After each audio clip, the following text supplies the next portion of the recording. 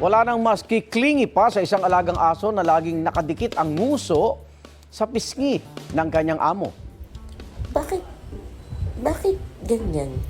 Pipi na pipi yung nguso mo. Meet 5-year-old Bisquip.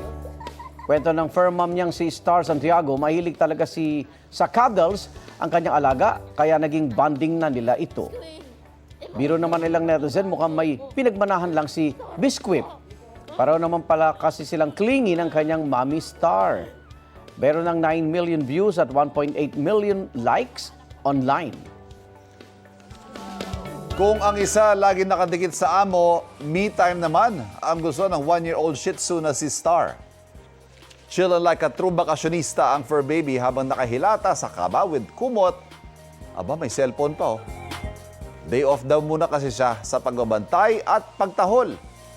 Kwento na kanyang fur mom, lagi talaga nakikipag-unahan sa higaan ang kanyang alaga. Ang relaxed video ni Star meron ng over 900,000 views at 100,000 likes sa TikTok. Igan, mauna ka sa mga balita, mag-subscribe na sa GMA Integrated News sa YouTube para sa iba't ibang ulat sa ating bansa.